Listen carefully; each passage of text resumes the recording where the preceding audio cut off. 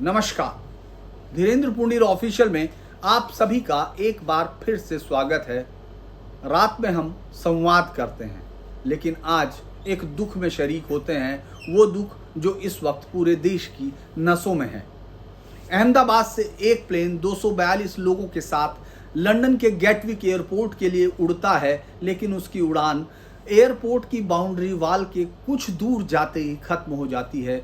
ये उड़ान जो लगभग 50-60 हज़ार फीट तक पहुंच सकती थी, वो 647 से 670 फीट जाने के बाद सीधी नीचे आती है और उसके यात्रियों के लिए ये उनकी आखिरी उड़ान बन जाती है। अगर हम अहमदाबाद के उस प्लेन की अपडेट की बात करें तो इसमें 242 यात्री थे, जिसमें 230 यात्री और 12 क्रू मेंबर थे। दुखद रूप से इस हादसे में उन तमाम लोगों की लगभग 242 लोगों की मौत हो चुकी है। हालांकि कुछ खबरों में एक यात्री के बचने की बात की जा रही है, लेकिन ये अभी पुष्टि नहीं हुई है। ये हादसा कुछ ही मिनट बाद हुआ, यानी जैसे ही टेक ऑफ हुआ उसके कुछ मिनट बाद, लगभग 2 मिनट की बात है, जिसमें ये प्लेन कुछ ऊंचाई तक टेक ऑफ किया और इसका जो आगे का हिस्सा है वो ऊपर ही था और नीचे की तरफ वो दूसरा हिस्सा आकर टकरा जाता है। तो उसके साथ ही ये मरने वालों में 169 भारतीय, 53 ब्रिटिश, 7 पुर्तगाली और एक कनाडियन नागरिक शामिल है। लेकिन मरने वालों में से एक शख्स गुजरात का पूर्व मुख्यमंत्री विजय रूपाणी भी है। बेहद सौम्य विजय रूपाणी के साथ मेरे 2 इंटरव्यू हुए हैं। विजय रूपाणी वो मुख्यमंत्री थे जिनके साथ अगर कोई रिपोर्टर ये फ़ोन करके कहता था कि सर मैं आपका इंटरव्यू ले नहीं पाया जिस वक्त आप भीड़ में शामिल थे, या उस वक्त जब आप वोट डाल रहे थे, उस वक्त जब आपका जो इंटरव्यू रिपोर्टर अपने माइक पर अलग ले रहे थे, जिसको हम लोग टीटी कहते हैं, मैं ले नहीं पाया और उससे मुझे परेशानी होगी, तो वो शख्स अपने घर बुला लेता था। इसी शख्स के साथ 2 बार मेरा इंटरव्यू हुआ। वो विजय रूपाणी उन 242 यात्रियों में से एक थे। जिस बाकी 241 यात्रियों को भले ही हम न जानते हों, लेकिन उनके परिवार के दुख में आज पूरा देश शरीक है। ये एक ऐसा हादसा है जिसके बारे में किसी ने सोचा भी नहीं था। बाउंड्री वॉल से बने हुए उस मेडिकल कॉलेज के बारे में एयरपोर्ट के बाहर हमेशा ये सोचा जाता होगा कि वो बेहद इम्पोर्टेंट लोकेशन पर है, यानी जब उसकी स्टोरी बताई जाती होगी उस हॉस्टल की, तो कहा जाता होगा बिल्कुल एयरपोर्ट के बराबर में है। शायद ही किसी ने ये सोचा होगा कि कभी कोई उड़ता हुआ प्लेन उस हॉस्टल पर गिरेगा और वहाँ के ट्रेनी डॉक्टरों की जान ले लेगा। ये इसी तरह का हादसा है जिसके बारे में कभी कोई सोचता भी नहीं। इसके बाद अगर हम लोग इस हादसे के बाद देखें, इस हादसे के तुरंत बाद एनडीआरएफ की कुछ टीमें पहुंची, फायर ब्रिगेड, स्थानीय पुलिस मौके पर पहुंची और बड़े पैमाने पर रेस्क्यू ऑपरेशंस किया गया। ये तक कहा गया कि 1200 बेड्स का वो जो हॉस्पिटल में इंतजाम किया गया, क्योंकि जो नीचे लोग थे, यानी जिसमें हॉस्टल्स में जाके टकराया, उसमें बड़ी संख्या में लोगों के घायल होने का और मृतकों की संख्या बढ़ने का एक अंदेशा था। अगर हम प्रत्यक्षदर्शियों के हिसाब से देखें तो ये हवा में असंतुलित नजर आ रहा था और लैंडिंग के बाद ही उसमें से धुआं उठता दिखा।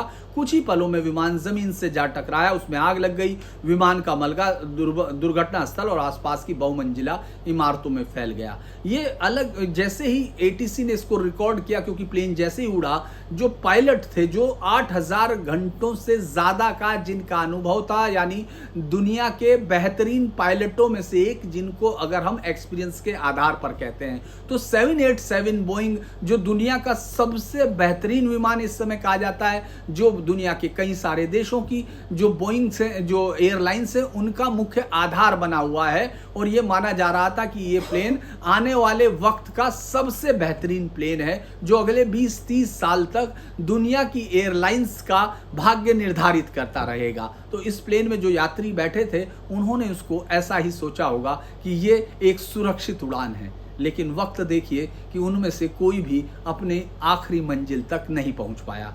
अगर हम लोग इसको देखते हैं तो जैसे ही प्लेन उड़ा, एटीसी टावर को पायलट का संदेश मिला, मेडे मेडे मेडे। 3 बार ये कहा गया, जो अंतर्राष्ट्रीय एक स्वीकृत नॉर्म है, यानी एक इमरजेंसी कॉल होती है जो ये बताती है कि प्लेन में या तो कोई इंजन बंद हो गए हैं या कोई ऐसी आपात स्थिति हुई है जिसमें पायलट ने अपना नियंत्रण खो दिया है, या विमान के अंदर आग लग गई है, या कोई बहुत ही इमरजेंसी हुई, इसके बाद एटीसी उसका जवाब दे पाता। उससे पहले ही प्लेन जमीन पर जा टकराया और उसको फिर किसी जवाब की जरूरत ही नहीं रही। अगर हम लोग ये देखें कि विमान दुर्घटना जांच ब्यूरो ने, अब आगे की बात करते हैं क्योंकि दिन भर इस पर चर्चा होती रही है, अब हम लोग ये देखते हैं कि विमान दुर्घटना जांच ब्यूरो यानी AAIB ने इस हादसे की जांच शुरू की। अमेरिकन राष्ट्रीय परिवहन सुरक्षा बोर्ड NTSB भी इसमें जांच में सहायता के लिए अपनी टीम भेज रहा है, क्योंकि इसका बोइंग कंपनी का हेडक्वार्टर अमेरिका में है और एक जांच का नॉर्म्स है कि जिस देश की एयरलाइंस होती है, जिस देश का वो प्लेन होता है, उस जिस देश की एयरलाइंस में वो शामिल होता है और जहां ये हादसा होता है उस देश की टीम के साथ वो टीम भी आती है जहां से ये बना था, तो इसीलिए NTSB की टीम भी है। अब हम लोग स्टैंडर्ड ऑपरेटिंग प्रोसीजर पर बात करते हैं कि प्रोसीजर किस तरह होगा, क्योंकि इसके बाद हम इस पर बात करेंगे कि आखिर इस तरह के हादसे कितने हुए, क्या ये 787 में कभी कोई समस्या आई है, दुनिया के कितने देशों में ये है, और ऐसे हादसों के कारण क्या हुए, जो हादसे हुए हैं दुनिया में इतने बड़े, उसके बाद जो जांच रिपोर्ट्स क्या कहती रही, इस पर हम लोग चर्चा करेंगे। लेकिन पहले एक स्टैंडर्ड ऑपरेटिंग प्रोसीजर आप तमाम दर्शकों के लिए हम बता सकते हैं कि जो इसमें जो भारत में जो जिसकी जिम्मेदारी है वो उड्डयन मंत्रालय के यानी विमान जो एयर मिनिस्ट्री है उसके अंदर अगर हम लोग विमान दुर्घटना जांच ब्यूरो यानी एयरक्राफ्ट एक्सीडेंट इन्वेस्टिगेशन ब्यूरो की जिम्मेदारी होती है। AAIB अंतर्राष्ट्रीय नागरिक उड्डयन संगठन यानी ICAO के जो नॉर्म्स है उनके अंडर जांच करता है। जांच की सामान्य जो स्टैंडर्ड ऑपरेटिंग प्रोसीजर है वो इस तरह होती है कि सबसे पहले इमीडिएट नोटिफिकेशन और इनिशियल रिस्पांस की बात होती है। हादसे की सूचना के बाद AAIB और DGCA यानी जो भारत में नागरिक उड्डयन महानिदेशालय एयरलाइंस और अन्य संबंधित अधिकारियों को दे दी जाती है। AAIB की टीम तुरंत दुर्घटना स्थल पर पहुंचती है, जैसा इस मामले में हुआ। दुर्घटना स्थल को सुरक्षित किया जाता है ताकि सबूतों से छेड़छाड़ ना हो। ये एक मेजर प्रोसेस है क्योंकि ये देखना होता है कि आखिर दुर्घटना के कारण क्या हुए। लिहाजा इसमें जिस तरह क्राइम सीन को सेव किया जाता है, सेग्रीगेट किया जाता है, उसी तरह से इसमें किया जाता है। दुर्घटना स्थल को सुरक्षित किया जाता है। राहत और बचाव कार्य चूंकि शुरू होते हैं तो आज दिन भर आप देख ही रहे हैं, 2 बजे के बाद से 2:30-3 बजे के बाद से आप हर एक घटना पर नजर रखे हुए हैं। मृतकों को चिकित्सा सहायता और शवों को निकालने का काम जो लगभग इसमें पूरा हो चुका है और अलग अलग जगह पर जो मेडिकल्स है या उसके आसपास वो चल रहा है। इसके बाद जो सबसे इंपॉर्टेंट काम होता है एविडेंस कलेक्शन करना, जिसमें ब्लैक बॉक्स, ये सबसे महत्वपूर्ण चीज किसी भी दुर्घटना में, किसी भी उसमें प्लेन की दुर्घटना में ये सबसे इंपॉर्टेंट होता है, जिसमें विमान का फ्लाइट डेटा रिकॉर्डर और कॉकपिट वॉइस रिकॉर्डर होता है। ये दोनों डिवाइस उड़ान के समय विमान के प्रदर्शन यानी किस तरह की उसकी पोजीशन थी, सारी इंजन की पोजीशन, ये सब डेटा और कॉकपिट में हुई बातचीत को रिकॉर्ड करते हैं।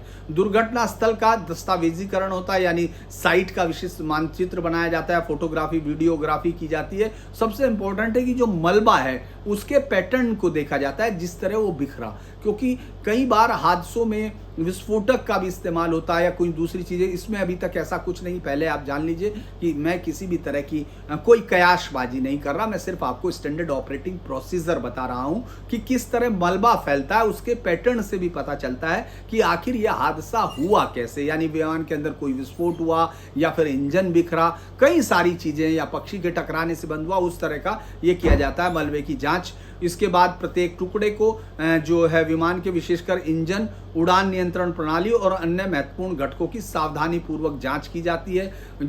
जो वहाँ गवाह होते हैं उनके बयान वो किए जाते हैं। साथ ही एयर ट्रैफिक कंट्रोल के उन अधिकारियों के, कर्मचारियों के बयान लिए जाते हैं जो मौके पर उस समय मौजूद होते हैं, यानी उनके साथ जो फ्लाइट्स में जो लोग हैं, जो क्रू मेंबर हैं, उनके साथ टच में होते हैं।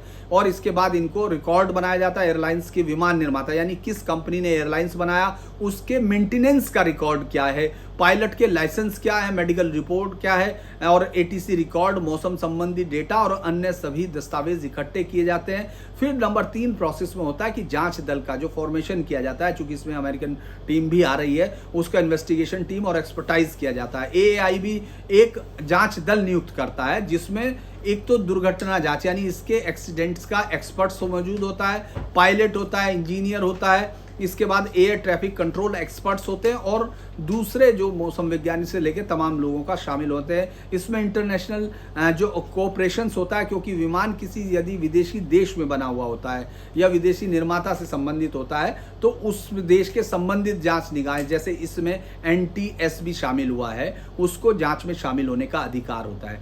इसके बाद एनालिसिस ऑफ एविडेंस है, फ्लाइट डाटा रिकॉर्डर का विश्लेषण किया जाता है। FDR और जो CVR है उससे जो डेटा मिलता है उसको एनालाइज किया जाता है, ताकि दुर्घटना से पहले विमान की जो उसकी एक्शन है, मतलब उसका प्रदर्शन है वो, और पायलट की क्रियाएं कि पायलट किस तरह से कर रहे थे, किसी भी असामान्य घटना को इन दोनों के जो एनालाइजेशन है उसके बाद समझा जाता है। इसके बाद बरामद किए गए विमान के पुर्जों की जांच होती है, ताकि किसी तरह की टेक्निकल कमी नहीं हो और उसके संरचनात्मक दोष यानी प्लेन का जो बॉडी का स्ट्रक्चर और बाहरी प्रभावों का पता लगाया जाता है। उसके बाद मानवीय कारक विश्लेषण यानी पायलट्स, एयर ट्रैफिक कंट्रोलर और रखरखाव के जो मेंटेनेंस जो कर्मचारी हैं उनकी मानवीय त्रुटि, थकान यानी कहीं लंबा एग्जॉस्शन होता और प्रशिक्षण के जो मुद्दे होते हैं उनका भी एनालिसिस किया जाता है। पर्यावरणीय कारक मैंने बताया कि मौसम का ध्यान रखा जाता है और इसके बाद जो कंक्लूजन और सेफ्टी रिकमेंडेशन दी जाती है। सभी साक्ष्यों के विश्लेषण के बाद जांच दल दुर्घटना के संभावित कारणों और योगदान करने वाले कारकों पर एक निष्कर्ष पर पहुंचता है। जांच दल का मुख्य उद्देश्य कोई किसी को दोषी ठहराने से ज्यादा बड़ा होता है कि भविष्य में ऐसी दुर्घटनाओं को रोकने के लिए सिफारिश कर सके, सेफ्टी रिकमेंडेशन जारी करें। ये सिफारिशें विमान डिजाइन और जो परिचालन प्रक्रियाएं हैं, रख रखाव यानी मेंटेनेंस, प्रशिक्षण जो ट्रेनिंग होती है, नियामक यानी जो रेगुलेशंस होते हैं उनकी आवश्यकताओं से संबंधित होती है और उसके बाद रिपोर्ट पब्लिश की जाती है। एक विस्तृत रिपोर्ट होती है जिसको सब जगह पब्लिश किया जाता है और यह सार्वजनिक जारी किया जाता है। इसमें कई बार कई महीने लग जाते हैं या साल का, खासतौर से जटिल, तो इन्हीं सब का पालन अहमदाबाद इस पर हो रहा है। अब हम उस तरफ बढ़ते हैं कि ये जो विमान की जांच जारी है, कोई निश्चित वजह तो समझ में नहीं आई है, लेकिन शुरुआती रिपोर्ट क्या कह रहे हैं और विशेषज्ञ क्या कहते हैं, अगर हम उसके आधार पर देखें तो इंजन फेलियर एक कारण हो सकता है। कई रिपोर्ट्स में आशंका जताई गई है कि विमान के इंजन में कोई तकनीकी खराबी आ गई होगी। विमान में आग लगने और धुएं के गुबार को देखने के बाद इस संभावनाओं को बल मिल रहा है। ये सिर्फ एक अभी तक का प्राइमरी बात है, इस पर कोई एक्सपर्ट की मैं राय आपको नहीं दे रहा हूं। ये सिर्फ संभावनाएं हैं कि जो होती हैं। पक्षी से टकराना, बर्ड स्ट्राइक, कुछ विशेषज्ञों का मानना है कि उड़ान भरते समय यदि विमान किसी पक्षी या पक्षियों के झुंड से टकरा जाता है तो इंजन को पर्याप्त शक्ति नहीं मिलती और वो ऊपर उठ नहीं पाता है। हालांकि ऐसा कोई झुंड कम से कम उस वीडियोस में नहीं दिख रहा है, लेकिन फिर भी एक पॉसिबिलिटी इसको कहा जाता है। टेक्निकल फॉल्ट कहा जाता है कि विमान के landing gear, auto throttle system या हाइड्रोलिक या एयर स्पीड इंडिकेटर में कोई भी फॉल्ट हादसे की वजह बन सकता है। बोइंग 787 ड्रीमलाइनर जो इस हादसे में शामिल था का सुरक्षा रिकॉर्ड अभी तक अच्छा माना जाता है, लेकिन जांच में तकनीकी खराबी की संभावनाओं को भी रखा जाता है। पायलट की गलती, पायलट एरर, हालांकि पायलट के पास 8200 घंटे का अनुभव था, फिर भी पायलट की गलती जैसे टेक ऑफ के दौरान गलत निर्णय या आपातकालीन स्थिति में गलत फैसला भी दुर्घटना का कारण बन सकता है। इस पर भी जांच होती है। लोड फैक्टर का गलत अनुमान, ये मेंटेनेंस वो miss calculation of load factor यानी जो प्लेन में जितना विमान में रखा गया इंजन है ये उसका एक मिस कैलकुलेशन भी होता है। भारत में इसकी जांच अभी AAI भी कर रहा है और मैंने आपको बताया कि अमेरिका का नेशनल ट्रांसपोर्टेशन सेफ्टी बोर्ड और यूनाइटेड किंगडम का एयर एक्सीडेंट्स इन्वेस्टिगेशन ब्रांच भी जांच के लिए अपनी टीमें भेज रहे हैं। वो आज भी तो ब्लैक बॉक्स रखा गया है। अभी तक की जानकारी के मतलब टेक ऑफ के तुरंत बाद मेडे कॉल यानी ये 625 फीट की ऊंचाई पर जाकर ही सिग्नल खो बैठा था। ये दुनिया में बोइंग का पहला हादसा बना जा रहा है जानलेवा। लेकिन बोइंग के इससे पहले क्या हादसे हुए इस पर हम लोग बात कर लेते हैं, क्योंकि इस विमान मॉडल का ये पहला जानलेवा हादसा कहा जा रहा है इस वक्त। हालांकि कुछ छोटी मोटी दुर्घटनाएं होती रही हैं, तकनीकी खराबी हुई है। हम लोग इसको देखते हैं कि आखिर ये प्लेन कब कमीशन हुआ, क्योंकि एक प्लेन को ये माना जाता है जो इसमें यात्री प्लेन होते हैं वो 30 से 50 साल का उनका समय सीमा मानी जाती है। बोइंग 787 ड्रीम लाइनर का पहली टेस्ट फ्लाइट अगर हम देखते हैं 15 दिसंबर 2009 को हुई थी और आधिकारिक तौर पर इसको 26 अक्टूबर 2011 को कमीशन किया गया था, यानी लगभग अभी इसको 14 साल हुए महज।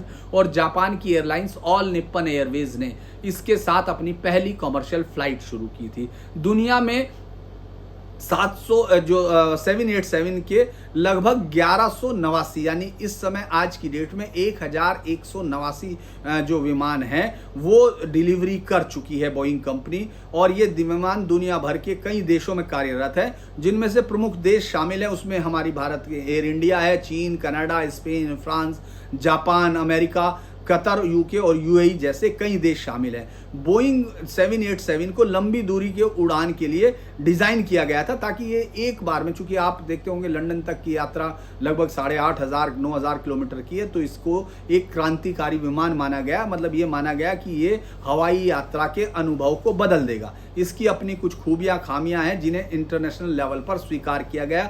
बोइंग 787 की खूबियां मैं पहले आपको बता देता हूं कि इसमें सबसे बड़ी बात ये इसका इंजन की फ्यूल एफिशिएंसी है, जो अपनी पिछली पीढ़ी के विमान के मुकाबले 20 से 25% कम करता है, कम खपत करता है। इसका मुख्य कारण है इसमें कंपोजिट मटेरियल का इस्तेमाल किया गया। विमान का 50% से अधिक ढांचा इसी से बना है। और सबसे उन्नत इंजन यानी जी जनरल इलेक्ट्रिक्स का GEnx या रोल्स रॉयस स्ट्रेट 1000 कहा जाता है, जिनको सबसे बेहतर इंजन कहा जाता है। इसमें एयरलाइंस को ऑपरेटिव लागत बचाने में मदद मिलती है और इसका इन्वायरमेंटल जो इम्पैक्ट है वो भी कम होता है। यात्रियों के लिए एनहांस पैसेंजर एक्सपीरियंस कहा गया था जब ये आया था।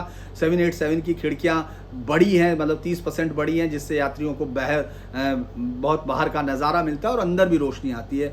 इसका सबसे बड़ा इंटरेस्टिंग है कि इसमें इम्प्रूव्ड केबिन प्रेशर और ह्यूमिडिटी, यानी 787 के केबिन को कम ऊंचाई लगभग 6000 फीट पर दबाव युक्त रखा जाता है, जबकि अन्य विमानों में यह 8000 फीट तक होता है। इससे यात्रियों को जेट लैग भी कम होता है और थकान भी। और क्वाइटर केबिन है, ये अलग है, स्मूथ राइड, ये सब चीज़ें हो सकती हैं। लेकिन जो सबसे बड़ी चीज़ थी लंबी दूरी और नए रूट, क्योंकि जब तक लंबी दूरी तक ये यात्रा कर सकता है, क्योंकि फ्यूल एफिशिएंसी बढ़ी, तो इसने कई एयरलाइंस को नॉन स्टॉप रूट खोले। यानी जैसे यहाँ से लंदन तक नॉन स्टॉप है, फिर उसके बाद न्यूयॉर्क तक नॉन स्टॉप है। इस तरह के रूट इसी की वजह से खुल पाए।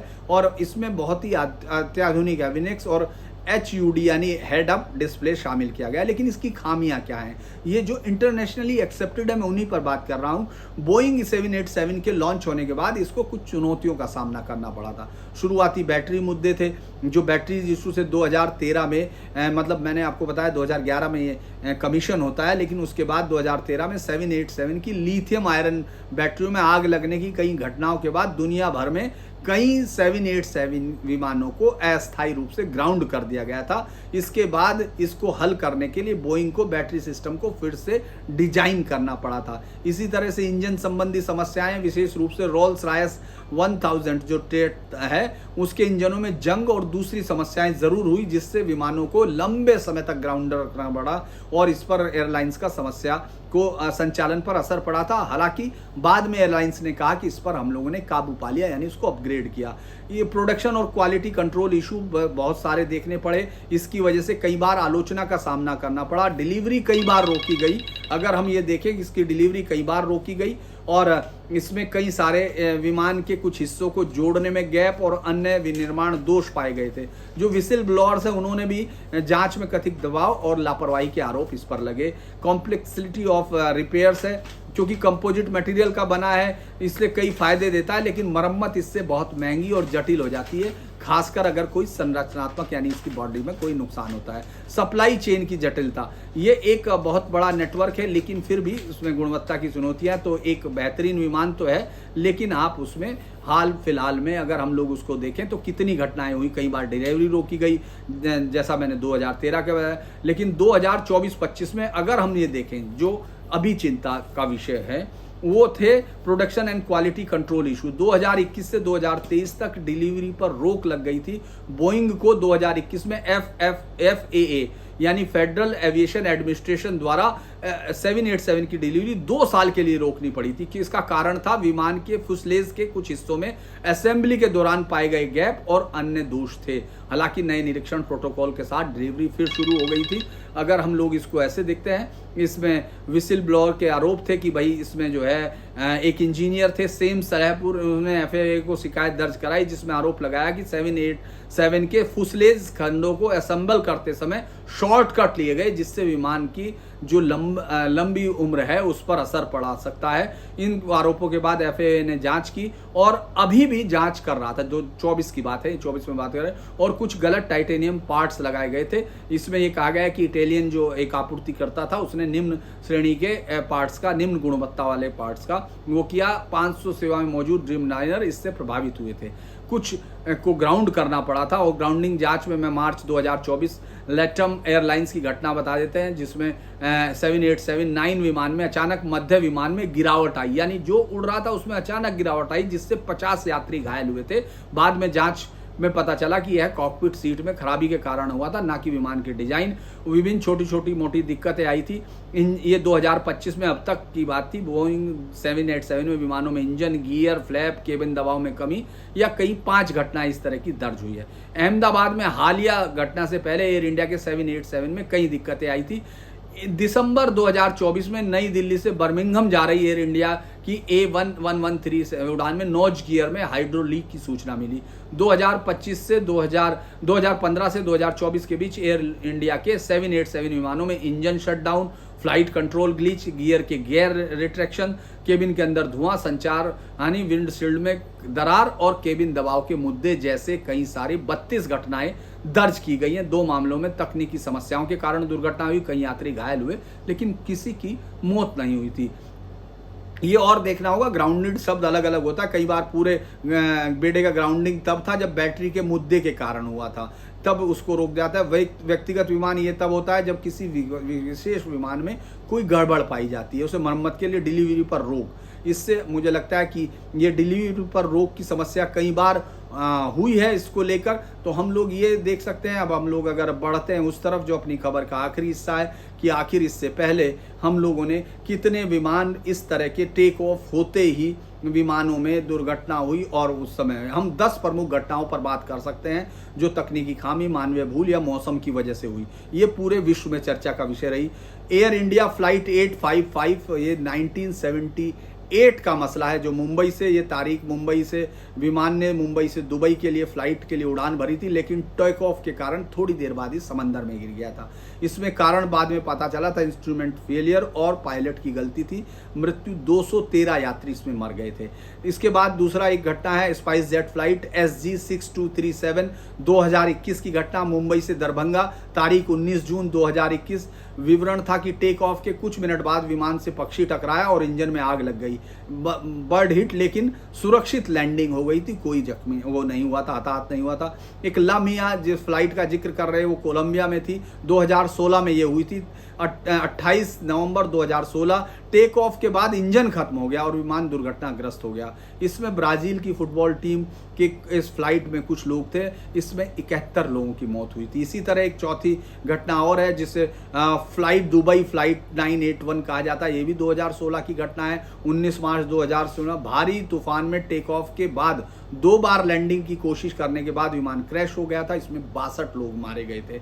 इसी तरह इथोपियन एयरलाइंस की फ्लाइट है 302 जो 2019 में हुई, अदिस अबाबा जो उसकी कैपिटल है इथोपिया की, 10 मार्च 2019 को टेक ऑफ के 6 मिनट बाद ये विमान क्रैश हो गया था, और इसका कारण था बोइंग 737 मैक्स के सॉफ्टवेयर में दिक्कत आई थी। इसमें 157 लोग मरे थे। इसी तरह लायन एयर फ्लाइट्स जो है 610 2018 में इंडोनेशिया में हुई थी। टेक ऑफ के कुछ ही मिनट बाद ये समुद्र में गिर गया। कारण बताया गया था MCAS सिस्टम फेल हुआ, इसमें 189 लोग मरे थे। एरोफ्लोत फ्लाइट्स जो है 1492 2019 में हुई, ये भी रूस में हुई थी। 5 मई 2019 को विमान के तुरंत बाद बिजली गिरने से तकनीकी खराबी आई, आपात लैंडिंग की गई, लेकिन 41 यात्री मरे थे।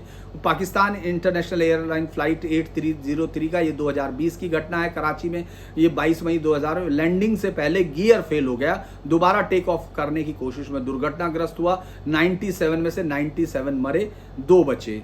अमेरिकन फ्लाइट एयरलाइंस के 1991 में, ये 1979 का मसला है, जब शिकागो में टेक ऑफ के वक्त इंजन अलग हो गया, मृत्यु 237 लोगों की मौत हुई। यूएस एविएशन का सबसे बड़ा हादसा इसको कहा गया। 10वां आपको याद होगा नेपाली एयरलाइंस का, उसमें भी हिंदुस्तान के लोगों का था, ये 2023 में हुई, और टेक ऑफ के बाद अंतिम लैंडिंग से पहले अंतिम इंजन असंतुलन और स्टाल की आशंका, मृत्यु 72 में से सभी यात्री मारे गए थे। मुझे लगता है कि ये घटनाएं हैं जो इसके पीछे शामिल हो सकती हैं, लेकिन एक ही बात कही जा सकती है, अभी जांच का विषय है। हो सकता है जांच के बाद कोई नई बात पता चले, तब हम लोग इसको अपडेट कर सकते हैं। लेकिन मैं उन तमाम लोगों को श्रद्धांजलि देता हूं जिन्होंने इस दुर्घटना में अपनी जान गंवाई। मैं इसके साथ साथ उन तमाम परिजनों को भी ईश्वर से प्रार्थना करता हूं कि उनको शक्ति मिले आखिर ऐसे दुख की घड़ी में। लेकिन सबसे बड़ी बात यह है कि कहीं इसमें कोई टेक्निकल फेलियर ना हो, इसीलिए इसकी जांच बहुत गहराई से ज़रूरी है, क्योंकि देश को इससे बहुत बड़ी चोट पहुंची है। खासतौर से विजय रूपाणी जैसे सौम्य नेता, जिनको साथ मेरा खुद का परिचय था, अब वो इस दुनिया में नहीं रहे हैं। इस तरह के मुख्यमंत्री आपको कम मिलते हैं जो इतने बड़ी पोजीशन, गुजरात जैसे राज्य के मुख्यमंत्री हों और इतने सहज स्वभाव से सबसे मिलते हों। तो मैं एक बार फिर उन सबको श्रद्धांजलि देते हुए आज की खबर को यहीं रोकता हूं। इसको लाइक कीजिए, सब्सक्राइब कीजिए और शेयर कीजिए। नमस्कार।